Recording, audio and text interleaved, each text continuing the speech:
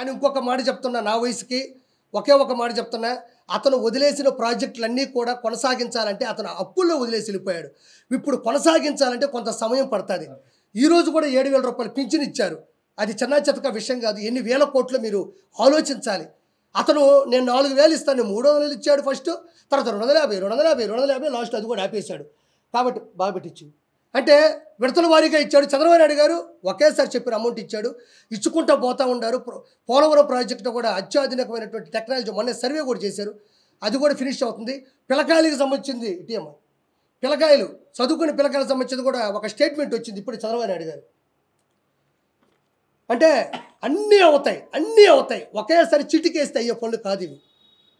5 సంవత్సరాలు పూర్తిగా రౌడీజము, పూర్తిగా వైఎస్ జగన్మోహన్ రెడ్డి ప్రభుత్వంలో హయాంలో అధికార దుర్వినియోగం జరిగినట్టు, వాళ్ళ ఎమ్మెల్యేలు సంపాదించుకున్నంత వేల కోట్ల డబ్బులు ఈ భారతదేశ గడ్డ మీద ఏ ప్రభుత్వంలో కూడా జరగలేదన్నది వాస్తవమైన మాట.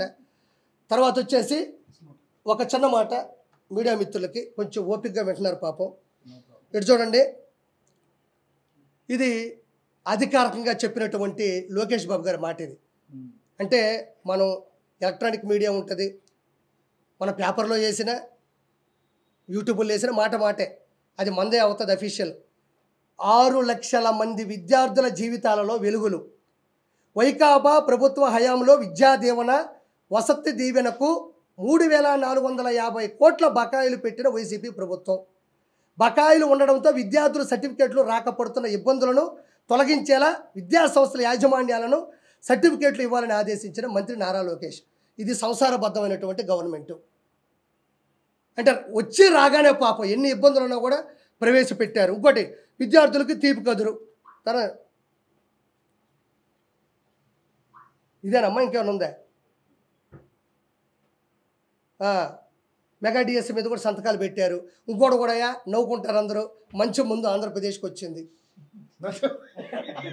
మంచి ముందు వచ్చిందయ్యా పాపం. అంటే ఒక ఆవిడ అనింది, నిజంగా జరిగింది నెల్లూరులో, నా బట్ట వల్ల నా భర్త చచ్చిపోయాడు అనింది. వాస్తవం చెప్తున్నా, నా బట్ట వల్ల నా భర్త చచ్చిపోయాడు అనింది. బట్ట అనేది ఎవరో మీరే తీసుకోండి, నాకు అనవసరం. అది వెంకటేశ్వర సాక్షిగా చెప్తున్నా, ఇది జరిగింది. ఆ వెంకటేశ్వర స్వామితో పెట్టుకున్నాడు, అతను పోయాడు. ఇప్పుడు నేను పెట్టుకుంటే నేను పోతానుగా, నేనేం భయపడను. నా బట్ట వల్ల నా భర్త పోయాడు, నా పసుపు కుంకులు రాలిపోయాడు. ఏంటంటే ఏందయ్యా ముందు.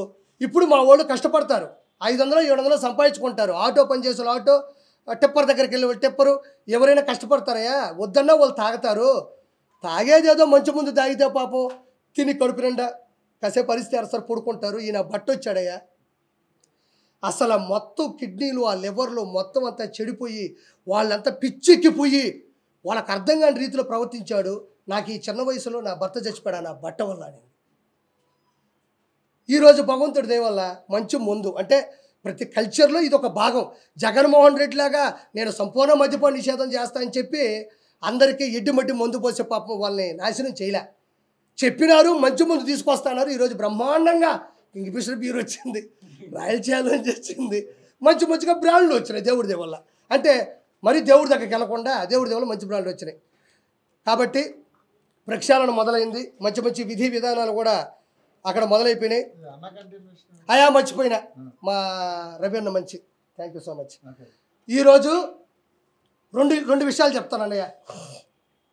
2 విషయాలు గొప్ప ఏంటంటే, జగన్మోహన్ రెడ్డికి కడుపు నిండా అన్నం తిన్నా ఒప్పదు, జగన్మోహన్ రెడ్డికి మంచి ఇల్లు ఉన్నా ఒప్పదు. ఎందుకంటే టిట్కో ఇల్లు 2,62,000 టిట్కో ఇళ్ళను పూర్తి చేసి టీడీపీ గవర్నమెంట్ హయాంలో చేసి ఇస్తే, ఆ మనిషి లక్షల ఇళ్ళని ఒక్క రూపాయి కూడా మళ్ళీ ఖర్చు పెట్టకుండా ఉన్న వాటిని రంగులు 300 కోట్ల రూపాయలని ప్రభుత్వ కార్యాలయాలకి, ఇలా టిట్కో ఇళ్ళకి 300 కోట్ల రూపాయలు పార్టీ జెండా రంగునేసి వాటిని అలా వదిలేశాడు. కానీ ఒక్క టిట్కో ఇల్లును కూడా ఎక్కడ ఇస్తే టీడీపీ గవర్నమెంట్కి, చంద్రబాబు నాయుడుకి మంచి పేరు వస్తుందని భయపడి ఓర్చుకోలేక స్టాలిన్ని చూసి నేర్చుకోలేక ఆ మనిషి అధికార దుర్వినియోగం, అహంకారంతో అన్ని ఇళ్ళను వదిలేసి నేను వెళ్ళాను నెల్లూరుకి. చూస్తే మీకు నమ్మరన్నా, కళ్ళల్లో నీళ్ళు తిరిగిపోయినాయి. 500 రూపాయలు పెట్టి కొన్ని 100 మంది పేదవాళ్ళు ఇచ్చుంటే ఆ ఇళ్లలో కండోమ్ ప్యాకెట్లు, ఆ ఇళ్లలో బీరు బాటిళ్ళు, ఆ ఇళ్లలో కత్తులు, కటార్లు, పాములు, జర్రులు. అంటే వైఎస్ఆర్సీపీకి దౌర్జన్యానికి రౌడీజాలకి అడ్డాలుగా వాడుకున్నారు తప్ప టిట్కో ఇళ్ళని ఒక్కరికి కూడా ఇచ్చిన పాపం లేదు. అక్కడ ఎన్ని కిడ్నాపులు జరిగాయో, ఎంతమందిని చంపేశారో, ఎవరిని కొట్టారో అనేది ఒక్కటి కూడా చెయ్యకపోగా అక్కడ గోళ్ళన్నీ మళ్ళీ పగిలిపోయినాయి, అక్కడుండే గ్లాసులన్నీ మొత్తం పగిలిపోయినాయి, అవి కూడా పోయినాయి. రెండో పాయింట్, అన్న రవీణ చెప్పినట్టు అన్నా క్యాంటీన్లు కొన్ని వందల క్యాంటీన్ని పట్టణాభివృద్ధిలో పట్టణంలో పెడితే, కొన్ని వందల క్యాంటీన్ని పట్టణాల్లో పెడితే వాటిని ఉన్న పొలంగా, అంటే పేదవాడు 5 రూపాయలకి మంచి భోజనం, టిఫిను, రాత్రి అన్నం. చంద్రబాబు నాయుడు గారిది ఏంటంటే అన్నం బాగుండాలా, తిన్నంత పెట్టండి, ప్లేట్ మిల్చారు, తిన్నంత ఉండాలా, సరిపోవాలా, శుచి శుభ్రత ఉండాలా, మన ఇళ్ళలో ఎడదంటే అట్టే పెట్టాలా, పొగలు కక్కుతా ఉండాలా. ఇది ఎన్టీ రామారావు గారి ధ్యేయం అంట. ఏ పేదవాడు మంచి భోజనం లేకుండా కడుపు ఆకలితో చచ్చిపోకూడదన్న ధ్యేయంతో పుడితే అన్నిటిని పగలగొట్టి అన్నిటిని విసిరేసి సచివాలయాలుగా, బరిలు కొట్టాలుగా, కొన్ని మళ్ళీ వైఎస్ఆర్సీపీ అడ్డాలుగా, కొన్ని కూల్చివేత చేసి ఈరోజు అన్నా క్యాంటీన్లు మొత్తం కొన్ని వందల కోట్ల రూపాయలని దుర్వినియోగం చేశాడు. అక్కడేమో లక్షల కోట్లు టిట్కో ఇల్లు డబ్బులు నాశనం చేశాడు. ఇప్పుడు మళ్ళీ చెప్పిన వెంటనే చిత్తూరులో మన జగన్మోహన్ నాయుడు, జగన్ అంటే ఆ జగన్ కాదయ్యా, ఇతను మంచోడే, నా స్నేహితుడే, జగన్మోహన్ నాయుడు అని చిత్తూరు ఎమ్మెల్యేగా గెలిచాడు భారీ మెజార్టీతో, విజయానందరెడ్డి మీద, గంజాయి మీద గెలిచాడు, గంజాయి విజయానందరెడ్డి మీద. అతను ఓపెన్ చేశాడు, మంచి భోజనం మంచి టిఫిన్ పెడుతున్నాడు. నాకు ఏ రోజు మీడియా సపోర్ట్ తగ్గదు, నా పాయింట్లు చాలా ఇంట్రెస్ట్గా వింటారు. కాబట్టి ఇది విషయం జనాలకు తెలియాలని కోరుకుంటున్నాను. రోజా గారి పరిస్థితి మంచి క్వశ్చన్ అడిగాం. రోజా గారు 3,000 కోట్ల రూపాయలు సంపాదించుకొని చెన్నైలో ఒక మంచి ఇల్లు కట్టుకుంది. బీచ్లో అలలు వచ్చి కాళ్ళకు తగులుతుంటాయంట. బాగా ఇంత తాగి ఇంత ఊదుమొహం వేసుకొని సంపాదించిన డబ్బుల్ని వెనకబెట్టుకొని బతుకుతూ ఉండాలి. ఖచ్చితంగా ఒకటైతే వాస్తవంగా చెప్తా ఉండా, వాళ్ళు రానున్న 5 సంవత్సరాల్లో కూడా మన ప్రభుత్వం అని చెప్పేసి అరాచకాల్ని కప్పెట్టుకోవాలి, దౌర్జాన్ని కప్పెట్టుకోవాలి. అలానే వదిలేసినారు వాళ్ళు. వచ్చేది మనమే 151 పోతే ఒక 20 పోతాయి, లేకపోతే ఒక 30 పోతాయి, లేకపోతే ఒక 50 పోతాయి. 100 వస్తే చాలు, రాగానే దౌర్జన్యం చేసి ఆ 75 కూడా లాగేసుకొని 170 చేసేద్దాం అనుకున్నారు. కానీ వాళ్ళు ఊహించాలి వెంకటేశ్వర స్వామి ఇస్తాంతాడని. వెంకటేశ్వర స్వామి కూడా పొత్తు పెట్టుకున్నాడు, ఎవరికి తెలియదు. కాబట్టి ఈరోజు ప్రతి ఒక్క ఎమ్మెల్యే, ప్రతి ఒక్క మినిస్టరు అందరూ వేల కోట్లు లాగేశారు. అందరి మీద కూడా ఛార్జ్ షీట్ ఫైల్ అవుతుంది, అందరి మీద కూడా కేసు పడుతుంది, కోర్టుకి వెళ్తారు.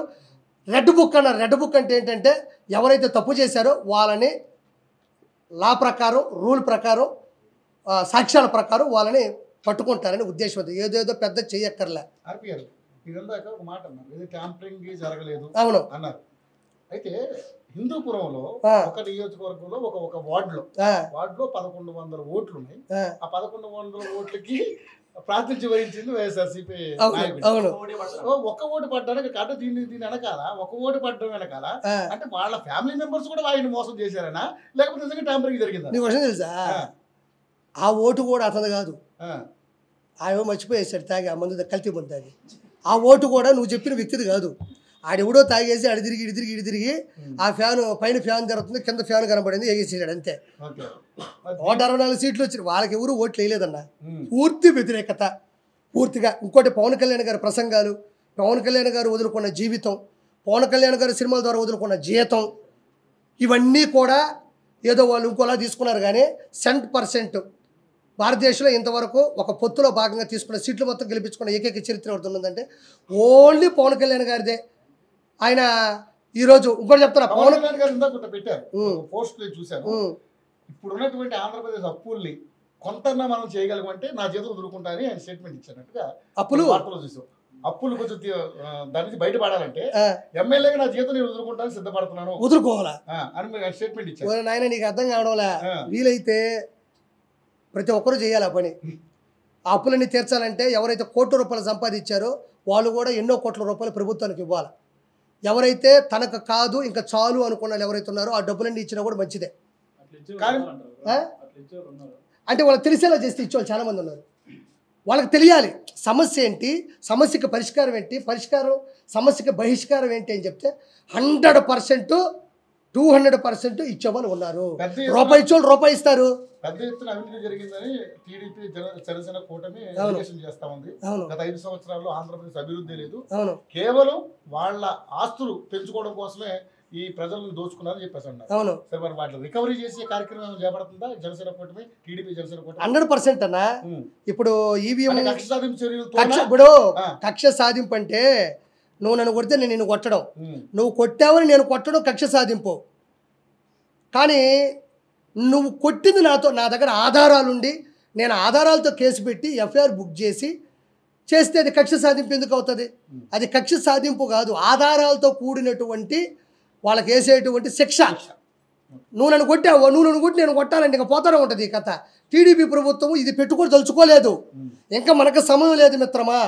వెంటనే పోలవరం ప్రాజెక్టు మీద పడాలా, రెండోది వచ్చేసి వెంటనే ఇప్పుడు అమరావతి రాజధాని కట్టాలా, వెంటనే కొన్ని మేనిఫెస్టోలు ఉన్నాయి అతను నాశనం చేసినట్టున్నాయి, అన్నీ చేయాలి. కాబట్టి వాళ్ళకి ఇప్పుడు కక్ష సాధింపుల మీద, కక్ష సాధింపులు అంటే లక్ష సాధింపులు ఉన్నాయి, 1 2 కాదు. జగన్మోహన్ రెడ్డి మళ్ళీ ప్రజల్లోకి వెళ్తానంటున్నాడు. సో మళ్ళీ మీరు అంతకుముందు చంద్రబాబు నాయుడు అడ్డుకున్నట్టుగా ప్రభుత్వం మీరేమో అడ్డుకునే ప్రయత్నం చేస్తారు. అసలు పోతాడా?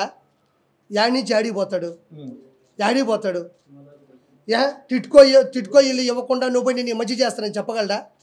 అన్నా క్యాంటీన్లన్నీ రద్దు చేసి అన్నా క్యాంటీన్లు పక్కన కొట్టి నీకు అన్నం పెట్టాడని చెప్పగలడా? రోడ్లు సరిగ్గా ఇవ్వకుండా నీకు నేను ఆటోలు ఇచ్చాను, 10,000 రూపాయలు డబ్బులు ఇచ్చాను చెప్పగలడా?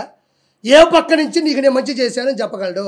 ఒక మాట, చిన్న మాట ఇది, ప్రతిసారి జగన్మోహన్ రెడ్డి నేను మీకు మంచి చేస్తుంటే ఓటేయండి అన్నాడు, మంచి చేయలేదు కాబట్టి ఓటేయలే, ఓడిపోయాడు. ఇంకా దానికి no more questions, no more answers. నేను మీ కుటుంబాల్లో మంచి చేస్తుంటే ఓటేయండి అన్నాడు, ఓటేయలే, ఎందుకంటే మంచి చేయలే. రెండో పాయింట్, నీ బిడ్డ 99% అన్నీ కంప్లీట్ చేశాడు అన్నాడు. నేను ఈరోజు మాట చెప్తున్నా, 99% అన్నాడు, మిగతాది 1% ఉంది కదా, ఆ 1% ఏమనుకుంటున్నారు? ఏమన్నా సంపూర్ణ మద్యపాన నిషేధం అన్నావు, మరి చేయలేదంటే అదే 1% అంటాడు, అదే 1% అంటాడు. టిట్కో ఇల్లు ఇస్తా అన్నావు అంటే అదే 1% అంటాడు. తర్వాత వచ్చేసి పోలవరం ప్రాజెక్టు ఫ్రీజ్ చేస్తా అన్నావు కదా, అదేంటంటే నేను చెప్పాను కదా 1% చేయలేదని, అదే 1% అంటాడు. ఏదైతే మేనిఫెస్టో పెట్టి ఏదైతే మెయిన్గా చేయలేదో అవన్నీ ఆ 1% వదిలేడు చూసారా, ఆ 1%లో దోసేస్తాడు. అంటే ఒరిజినల్ చెప్పాల్సింది ఏంటంటే చేసింది 1%, చెయ్యనివి 99%. బిడ్డ బటన్ నొక్కితే నేరుగా అన్నాడు. ఈ జనసేన కార్యకర్తలు, బీజేపీ మద్దతుదారులు, టీడీపీ ఓటర్లందరూ కూడా బటన్ నొక్కితే నేరుగా పోయి సైకిల్ మీద పడి బెల్ల కొట్టుకొచ్చింది, కొన్ని పోయి గ్లాసులో పెట్టి టీ తాగినారు, ఇంకొక కమలం పెట్టుకొని మంచిగా సువాసన పీల్చుకున్నారు. ఈరోజు కొడాలి అనేవాడు అన్నా మొత్తం చూడు, మొత్తం ఉన్నాయి, అర్థమైంది. ఇదిగో నీ ఆవేదన నాకు తెలుసు. ఈరోజు టీడీపీ జనసేన గెలిచిందంటే అదే. కానీ ఆర్పి గారు, ఇది లాస్ట్ క్వశ్చన్. వాళ్ళు అంతా అయిపోయినా ఇంత జరిగినాక కూడా బయటకు వచ్చి మాట్లాడుతా ఉన్నారు, ప్యాలెస్ లో జరిగింది ఏమి లేదు, అది దాని ఒక అద్భుత కట్టడం అని చెప్పి చెప్తా ఉన్నారు. కానీ నిజంగానే ఇంకా వాళ్ళకి బుద్ధి వచ్చింది అనుకుంటారా రాదనుకుంటారా? మీ ఒపీనియన్ ఎవరికి? ఇప్పుడు ఉన్నటువంటి వైసీపీ నాయకులు, నాని గారికి కావచ్చు, రోజా గారికి, ఎందుకంటే వాళ్ళే ఫస్ట్ మాట్లాడేది. వైసీపీ నాయకులకి బుద్ధి లేదు. బుద్ధి ఉంటే బుద్ధి వస్తుంది వాళ్ళకి. కొడాలి నానికి కానీ, పేరు నానికి కానీ, వల్లభనేని వంశీకి కానీ, ఇక్కడ చూస్తే మా నెల్లూరు గాడిద అనిల్ కుమార్ యాదవ్ కానీ, బొత్స సత్యనారాయణ కానీ, అదే చేసినాడు ఆయనకి కానీ, ఎవరికి కూడా ఏ రోజుడికి బుద్ధి రాదు, బుద్ధి లేదు, వాళ్ళు బుద్ధి నేర్చుకోరు. బుద్ధున్నోడెవడు వైఎస్ జగన్మోహన్ రెడ్డి ప్రభుత్వంలో ఉండడు. బుద్ధి లేని వాళ్ళే వైఎస్ జగన్మోహన్ రెడ్డి ప్రభుత్వంలోనే ఉంటారు. వాళ్ళు ఎప్పటికీ తెలుసుకోరు. ఒకటి గుర్తుపెట్టుకోండి, మనం రోబో ఫస్ట్ పార్ట్ చూసాం, రోబో 2.0 చూసాం. చిన్న రోబోలు వస్తాయి అంటే కదా అని, అదేనా 2.0. ఆ చిన్న రోబోలే ఈ పేరు నాని, కొడాలి నాని, వల్లభనేని వంశీ, మిథున్ రెడ్డి, వైవి సుబ్బారెడ్డి, బొమ్మన కరుణాకర్ రెడ్డి, అనిల్ కుమార్ యాదవ్, ఇక్కడ చూస్తే విడుదల రజని, వీళ్ళందరూ దోరపూడి చంద్రశేఖరు, రోజా, వీళ్ళందరూ ఎవరంటే రోబో. పెద్ద రజనీకాంత్కి చిన్నవి ఉంటాయి చూడు, వీళ్ళందరూ. అతని బుద్ధి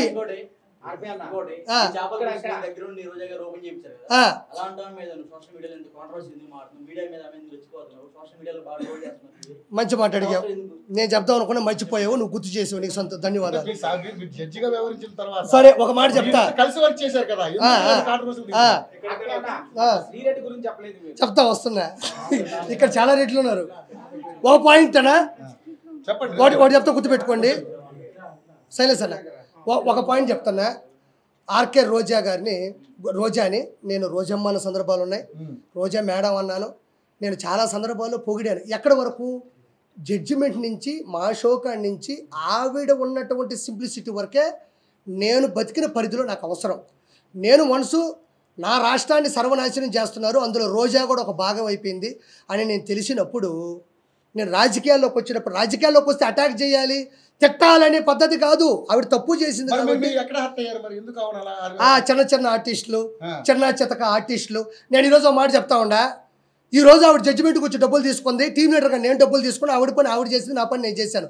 ఎక్కడేమో ఆవిడ స్వచ్ఛందంగా వచ్చే అయ్యో ఆర్పీ వచ్చాడు స్కిట్ చేస్తున్నాను, నేను పొగడాలా, వాడిని నేను నిలబెట్టాలని ఎవడు రారు. నేనేమో రోజా గారు వచ్చారు, ఆవిడ జడ్జిగా నిలబడాలని నేనేమో ఊరికే స్కిట్లు చేయలే. ఎవరు డబ్బులు వాళ్ళు తీసుకున్న ప్రొడ్యూసర్ కూడా సంపాదించుకున్నాడు, ఎవడి పని వాడిది, ఆడిదో ఒక వ్యాపారం. వాళ్ళు డబ్బులు పెట్టుకొని ఎవరైతే ఛానల్స్ పెట్టుకున్నారో, ఛానల్స్ తీసుకున్నారో వాళ్ళు ఆనందంలో వాళ్ళు డబ్బులు పెట్టారు, వాళ్ళు బతికారు. నేను వాళ్ళు చెప్తున్నా, ఈరోజు చిరంజీవి గారు మంత్రి అయిన తర్వాత చీర పెట్టి, కడుపు నిండా అన్నం పెట్టి, ఆ రోజంతా ఆవిడ్ని సంతోషపెట్టి, సంతోషం అమ్మ ఒక ఆడపిల్ల ఉండి, ఒక హీరోయిన్ ఉండి, నా కొలీగ్ ఉండి, నువ్వు ఈరోజు మంత్రి పదవి వచ్చిందని ఆయన చీర పెట్టి, కడుపు నిండా అన్నం పెట్టి, సరదాగా ఇంట్లో కాస్త కూర్చోబెట్టి పంపించిన పక్క రోజే ఈ రోజా పవన్ కళ్యాణ్ పట్టుకొని తిట్టలేదా? పవన్ కళ్యాణ్ గారిని ఆవిడికి సిగ్గు లేదా? అలాంటప్పుడు చిరంజీవి గారిని పట్టుకొని తిట్టలేదా? నాగబాబు గారిని పట్టుకొని తిట్టలేదా? ఏ రోజు తిట్టలేదా? అదే రోజా, ఆర్కే రోజా చిరంజీవి గారితో ఎన్ని సినిమాలు హీరోయిన్గా చేయలేదు? ఎన్నిసార్లు వాళ్ళు కలిసి భోంచేస్తుంటారు, ఎన్నిసార్లు వాళ్ళు సీన్లు డైలాగులు ఇద్దరు కలిసి మాట్లాడుకొని ఉంటారు, ఎన్నిసార్లు ఒకరినొకరు ప్రోత్సహించుకొని ఉంటారు. బాలయ్యబాబు గారిని పెట్టుకుని ఎన్ని తిట్లు తిట్టలేదు? బాలయ్యబాబు గారు ఎన్ని సినిమాలు చేయలేదు? ఒకసారి వికీపీడియా కొట్టి చూడండి. వాళ్ళు ఏ పాపం చేశాను తిట్టారు, నువ్వన్నా పాపం చేసావు, ఏ పుణ్యము చేయలే. 3,000 కోట్ల రూపాయలు నగిరి ప్రజల మీద సంపాదించావు. కాబట్టి నేను ప్రశ్నించా, నీకు దమ్ముంటే నన్ను ప్రశ్నించు, ఎవరిని తిట్టకూడదు. నేను ఒకటే మాట చెప్తున్నా, నువ్వు జడ్జి చేసినంత మాత్రానో, నువ్వు నాకు దగ్గరైనంత మాత్రానో నువ్వు రోడ్లకి పోతే ప్రశ్నించకూడదా? నువ్వు జడ్జి అయినంత మాత్రానో, నాకు దగ్గరైనంత మాత్రానో గంజాయి అమ్ముతుంటే ప్రశ్నించకూడదా?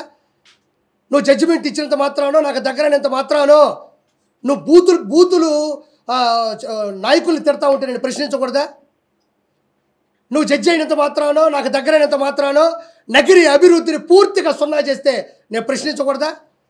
నాకు దగ్గరైనంత మాత్రాన నువ్వు ఏది చేస్తున్నా సరే ఏ రోజు జీవితంలో ఆ రోజు కలిసి భోంచేసాం కదా, ఆ తర్వాత జరిగే యదవ పనులకి ఈ ఒక్కరోజు తలుచుకుంటే రాష్ట్రాలు కాదు రాజధానులు కూలిపోతాయి.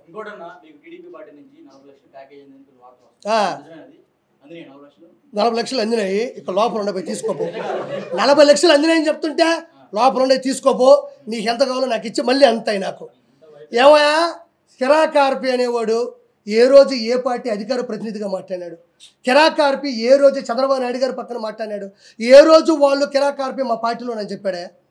ఏ రోజు నేను పార్టీ తరఫున నేను ఎటకారంగా మాట్లాడితే 40 లక్షల ఇది ఎటకారం.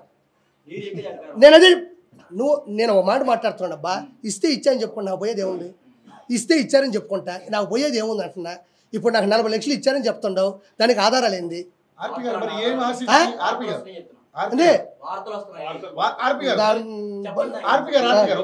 మరి ఏం ఆశించి ఈ రోజున టీడీపీ జనసేన బీజేపీ కూటమిని ఇంత బలంగా మీ వాణితో, మీ వాగ్దాటితో ముందుకు తీసుకెళ్తున్నారు? ఏం ఆశించారు? అయ్యా నేను ఒకటి చెప్తున్నా, ఇది కూర్చున్నాడు మళ్ళీ ఉందన్నా మీతో ఉంటే అన్నా ఒక మాట చెప్తున్నాను. అయితే మన ఒక క్యాన్సర్ వచ్చినా, హెచ్ఐవి వచ్చినా, దేనికైనా కొన్ని స్టేజ్లు ఉంటాయి. First stage, second stage, third stage, fourth stage. అభివృద్ధి అనేది ఒక స్టేజ్ చేసుకుంటే, యూత్ని చెడగొట్టడం ఒక స్టేజ్ చేసుకుంటే, ఫోర్త్ స్టేజ్ అని ఈ ఆంధ్రప్రదేశ్ రాష్ట్రానికి నాకు ఎప్పుడు తెలిసిందంటే, నేను తిరుమలకి వెళ్ళినప్పుడు ఒకరోజు భోంచేశానన్న. ఆ రోజు అర్థమైపోయింది నాకు, ఆంధ్రప్రదేశ్కి తిరుమల తిరుపతి దేవస్థానానికి ఈ గతి పట్టిందంటే, వెంకటేశ్వర సన్నిధిలోనే ఇంత తీవ్ర స్థాయి నెలకొందంటే, ఆంధ్రప్రదేశ్ రాష్ట్రం అభివృద్ధిలో 4th స్టేజ్లో ఉంది. అంటే అభివృద్ధి హీనంలో అంటే మన జబ్బులకి ఒక స్టేజ్ ఉంటుంది కదన్నా, క్యాన్సర్కి ఉంటుందన్న, అల్సర్కి ఉంటుందన్న, ప్రతి అట్లా ఎప్పుడైతే తిరుమల తిరుపతి దేవస్థానంలో ప్రపంచ నలుముక్కలో వచ్చేటువంటి ముడుపులు ముక్కులు చెల్లించుకునేటువంటి అక్కడ అన్నం ఉడకలేదు, ప్రసాదం బాగాలేదు, వాటర్ బాటిల్ ఇలా చేస్తున్నారు, బూతులు తిడుతున్నారు, మాంసం తింటున్నారు. ఒక డ్రైవరు నాతో చెప్పాడు, డ్రైవర్లు సిగరెట్ తాగుతున్నారు, పాలు పరాకులు అమ్ముతున్నారు అని నాకు ఎప్పుడు అనిపించిందో ఆంధ్రప్రదేశ్ రాష్ట్రం 4వ స్టేజ్కి వచ్చేసింది. క్యాన్సర్లో కావచ్చు, ఏ జబ్బు అయినా ఆంధ్రప్రదేశ్ పట్టిన వైఎస్ జగన్మోహన్ రెడ్డి అనే జబ్బు 4th స్టేజ్కి వచ్చేసింది తెలిసింది. ఇమీడియట్లీ దిగా నేను మాట్లాడినా, ఎవ్వడికి ఏ దమ్మున్నా కిరా కార్పెట్ డబ్బులు తీసుకున్నాడని బాంచత్ నిరూపిస్తే ఇన్ని కెమెరాల ముందు ఎవడి కాలు పెట్టుకోవడానికి నేను సిద్ధం. ₹1 టీడీపీ కానీ కూటమి నుంచి నేను తీసుకొని ఉంటే ఎవ్వడి కాళ్ళు పట్టుకోవడానికైనా సిద్ధం. ఈ రోజు నుండి మొదలెట్టండి, నా అకౌంట్లు ఇస్తా, అకౌంట్లు తొక్కోండి, మా ఇంటికి రండి, ఎతకండి, తిరగండి. అరుంధతి సినిమాలో అనుష్క గారు తిరుగుతారు చూడు, అరుంధతి సినిమాలో పశుపతిని చంపాలి, నేను ఏం చేయాలమ్మా అంటే ఋషులను పిలిపిస్తుంది, పెద్ద పెద్ద పండితులను పిలిపిస్తుంది, పురోహితులు పిలుస్తుంది, లాస్ట్కి ఆకుల మధ్యన బతికి అఘోరాల దగ్గరికి వెళ్తుంది. అదంతా చూసి అరుంధతి వాడు చచ్చిపోవాలంటే నువ్వే ఆయుధంగా మారాలి అంటే ఏం చేయాలంటే కొబ్బరికాయలు నీ తలకాయ మీద కొట్టాలి అంటే నేను కూడా భరించలేనంత బాధను నాకు మిగిల్చిందంటది. అంత బాధను నాకు మిగిలిచ్చి నేను ఎక్కడ రూపాయి తీసుకున్నానని చెప్పండి. మీకు దమ్ము ఉంటే సవాల్ ఇస్తున్నా. కిరా కార్పి ఈ విషయంలో కదండి, కిరా కార్పి ఎలక్షన్స్ ముందు నుంచి కూడా మాట్లాడుతున్నాడు అన్న. నాకెంత ఇప్పుడు నా భార్యను పట్టుకొని వైఎస్ఆర్సీపీ సజ్జల భార్గవ రెడ్డి, వర్రా రవీందర్ రెడ్డి అని ఒకరు ఉంటారు, ఇద్దరు. వాళ్ళు నా భార్యను పట్టుకొని అల్లు అర్జున్ గారు మీరు చూడండి తప్పేమీ లేదు, నేను భయపడను, ఎలా అక్రమ సంబంధాలు పెట్టారో, ఎంత అవినీతిగా మాట్లాడినారో, ఎంత దౌర్భాగ్యంగా పోస్టులు పెట్టారో నేను చెప్పక్కర్లే. ఒక బాబాయినే, సొంత బాబాయినే గొడ్డలతో రగించే జగన్మోహన్ రెడ్డి ఒక మాస్క్ అడిగితే సుధాకర్ గారిని చంపించేశాడు, అక్కకి అవమానం జరిగితే చంపించేశాడు. ఇంతమందిని చంపినాడని తెలిసి కూడా, చిన్న చిన్న విషయాలకి చంపినాడని తెలిసి కూడా నేను జగన్మోహన్ రెడ్డి నువ్వు చేసే తప్పని ప్రశ్నించి నేను అతని మీద గట్టిగా అరిస్తే నన్ను చంపాడా? నా వెనక ఎవరుండారు? మా నాయనే ఉన్న పెద్ద పార్టీ లీడరా? నాకేమో జగన్మోహన్ రెడ్డి లాగా రుషికొండలు ఉన్నాయా? వెంకటేశ్వర ఉన్నాడుగా, వెంకటేశ్వర ఎప్పుడు ఉంటాడు, నా బొచ్చు కూడా ఎవడో బెకలేడు. నాకు వెంకటేశ్వర ఉన్నంత వరకు, నా నిష్పక్షపాతంగా నేను మాట్లాడినంత వరకు, నేను నిజాయితీగా ఉన్నంత వరకు, నేను అదే చెప్పాను నీకు, నువ్వు ఏదైనా ఆరోపణలు కాదు నిరూపణలు కావాలి అంట. నేను మాట్లాడతాను. ఇప్పుడు తాగొచ్చావు, తాగలేదా? అదే నువ్వు చెక్ చేసుకుంటా, నేను కూడా అదే, నువ్వు కూడా నేను చెక్ చేయి. కిరా కార్పొరేట్ ఇంకోటి, నేను ఒక్క చిన్న పొరపాటైనా నేను చేస్తుంటే వైఎస్ఆర్సీపీలో నన్ను ఎట్ట ఎతకతారు తెలుసా? వీడి గురించి ఏం పెడతావు, ఏం చేద్దాం, ఏం దొరకలేదంటే నేను తప్పించుకోలేదు, నేను తప్పు చేయలేదు, అంతే తేడా. అన్నా ఒక మాట, నేనేమో తప్పించుకొని అనలే, నాకు ఆ రోజు తప్పు అనిపించింది, నేను ఖండించా, 100% అది తప్పు అన్నా. నేను ఆ మాట మీద నేను బతికంత కాలం నిలబడతాను. ఒక విషయం చెప్తాయండి, దాడి జరిగితే నా ముఖం మీద ఒక దెబ్బ అన్నా కొడతారు, దెబ్బలు ఏమైనా ఉన్నాయో చూసుకోండి. అయినా వాడు చెప్తే గుర్తుపెట్టుకోండి, అది జరిగినా నేను దాన్ని ఎలా రికవరీ చేయాలో తెలుసు, నేను ప్రెస్ మీట్ పెట్టుకొని మాట్లాడతాను తెలుసు, చేసిన తప్పు నిలదీయగలను. నా చేపల పులుసు మీద పడితే నా మీద పడ్డట్టే. నా చేపల పులుసు అంటే నా దగ్గర తీసుకున్న వాళ్ళు కావచ్చు, నేను ఇచ్చిన వాళ్ళు కావచ్చు, నాయి కావచ్చు. నేను అంత ఈజీగా ఇన్నోసెంట్ నేను కాదు. నేను జగన్మోహన్ రెడ్డినే నేను ఎలక్షన్స్ ముందే ప్రశ్నించినవాడిని.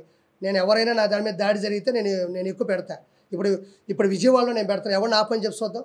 విజయవాడలో నాకు తెలిసిన ఒక ఫ్రాంచైజీ ఓనర్ తీసుకున్నాడు, నేను కూడా అందులో భాగంగా ఈరోజు విజయవాడలో పెడుతున్నా, కొత్త రాజధానిలో పెడుతున్నా. ఎవడు చెప్తాడు ఆ పని చెప్పి చూద్దాం. నేను ఆడే ఉంటా, ఆ రోజు ఏ దాడి చేస్తారో చేయమని చెప్పు, నేను ఆడే ఉంటా. గుమ్మడికాయ నేనే కొడతా, నేనే వడ్డిస్తా, నేనే కూర వండుతా, ఎవరు దాడి చేస్తారో చేయమని చెప్పు. నేను ఆ రోజు కూడా ముందు రోజు ప్రెస్ మీట్ పెడతా. విజయవాడలో నేను పెట్టే నెల్లూరు పెద్ద చేపల పులుసు మీద ఎవరు దాడి చేస్తారో చూద్దాం మనం. ఏమంత ఈజీ, ఇది ప్రజాస్వామ్యం, ఇది ప్రజల కొరకు, ప్రజల చేత రాసినట్టు రాజ్యాంగంలో ఉన్న ప్రజలు మనం ఇష్ట ప్రకారం వచ్చి దాడులు చేస్తుంటే లా ఎట్టబోయింది, పోలీస్ డిపార్ట్మెంట్ ఎట్టబోతుంది, సెక్షన్లు ఎట్టబోతాయి, ప్రజలు ఎట్టబోతారు, మీడియా ఎట్టబోతుంది, ఆడిపోతాయి, సీసీ కెమెరాలు ఎట్టబోతాయి. అంత ఈజీ అనుకున్నాడు. ఒకటి మీద ఒక దాడి చేయాలంటే అంత ఈజీగా ఉండదు. దేని మీద దాడి చేసినా అది నా మీద చేసినట్టే, అంత ఈజీగా నేను వదిలిపెట్టను. నాకు ఇప్పుడు నీకు ఒకటి గుర్తుపెట్టుకో, ఇప్పుడు ఒక మెస్సు పోయినావు, అన్నం తిన్నావు, ఏమమ్మా పచ్చడి లేదు అన్నాడు, ఆడంటే ఇంకా నా మెస్స రావద్దు అన్నాడు. ఆయన మెస్స రావద్దు, నువ్వు మెస్స పోతా, ఏమయ్యా 150 రూపాయలు డబ్బులు తీసుకున్నావు, మెసలో భోజనం పెట్టావు, సాంబార్ బాగాలేదు, పచ్చ బాగాలేదు, ఒక హితువు చెప్పావు. అంత మాత్రం నువ్వు నా మెసకు రావద్దు అన్నాడు. అని మెసకు రాను, ఇంకో మెస పెడతా, లేదా మా ఇంట్లో తింటా, లేదా నేను వండుకుంటా, లేదా పెరుగు పెట్టు, లేదా స్విగ్గీ జొమాటో పెట్టుకుంటా. అంత మాత్రం అల్లు అర్జున్ గారి సినిమాలో మాత్రమే చెయ్యాలని రాసి పెట్టుందా? మీరు అడిగారు కదా, నేను ఆయన నిందించట్లే.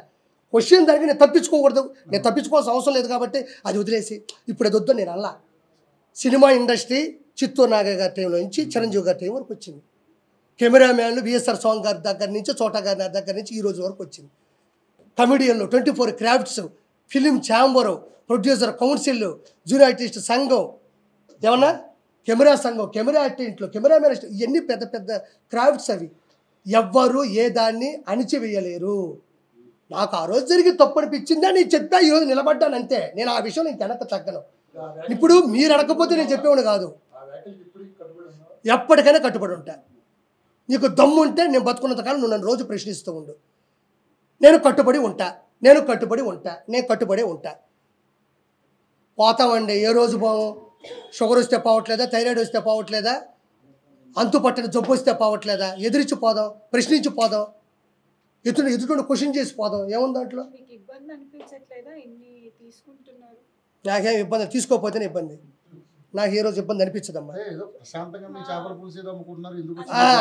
ఏమంటే ఈరోజు జబర్దస్త్లో కానీ, ఈరోజు ఉన్న 175 శాసనసభ్యులు కానీ, 25 మంది క్యాబినెట్ 25 మంది ఎంపీలు కానీ, క్యాబినెట్ మినిస్టర్లు కానీ, వాళ్ళు కూడా నాలాగే ఒక అమ్మ అబ్బకి పుట్టొచ్చిన వాళ్ళే. వాళ్ళు కూడా వాళ్ళ సంఘర్షణ స్థితి, వాళ్ళు ఉద్యమం కావచ్చు, వాళ్ళ డిగ్రీ కాలేజీల్లో వాళ్ళు లీడర్లు అయి ఉండొచ్చు, తర్వాత ఏదో ఒక ఉద్యమం మీద వాళ్ళు తిరుగుబాటు చేసి ఉండొచ్చు, ఆ తర్వాత కాలంలో రాజకీయాల్లోకి వచ్చి ఉండొచ్చు, నిలబడి ఉండొచ్చు. అది ఎవరికి వ్యతిరేకం కాదు, ఎవరికి వ్యత్యాసం లేదు. నాకు అనిపించింది, నా బాడీలో అది ఉంది, నేను ప్రశ్నిద్దాం అనుకున్నా, ప్రశ్నించాను అంతే. ఒకసారి ముందుకెళ్ళిన తర్వాత క్షమాపణ చెప్పే పరిస్థితి ఏ రోజు నేను తెచ్చుకోను. క్షమాపణ చెప్పే విధంగా నేను తప్పు చేయను. నా జీవితంలో నేను ఎవరికి క్షమాపణ చెప్పను.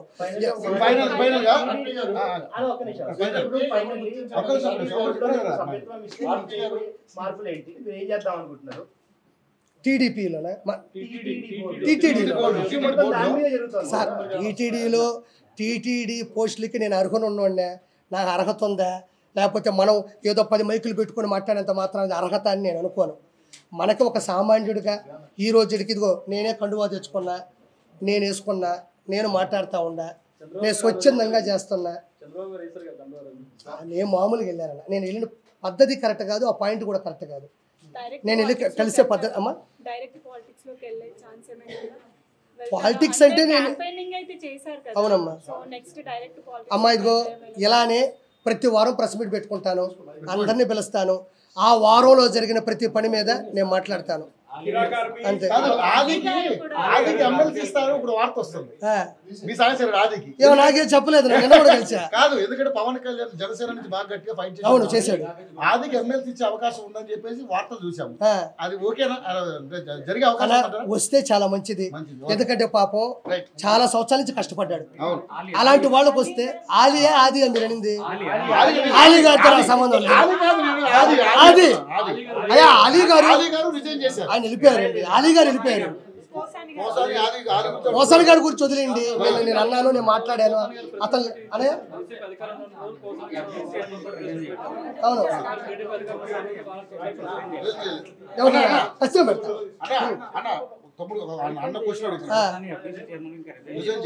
ఎవరు చేస్తాడు? ఇప్పుడు ఎఫ్డీసీ చైర్మన్గా పోసాన గారు రిజైన్ చేయలేదన్నారు, చేయకుండా ఇంట్లో పెట్టుకుంటాడండి దాన్ని. ఆ రోజు నేను మాట్లాడినప్పటి నుంచి ఈ రోజు వరకు బయటికి రాలా. బయటకు వచ్చి కనీసం ఓడిపోయిన తర్వాత అయినా ప్రజలు మమ్మల్ని ఎందుకు ఓడించారో మేము తెలుసుకుంటాం, మేము నేర్చుకుంటాం అని కూడా లేదు.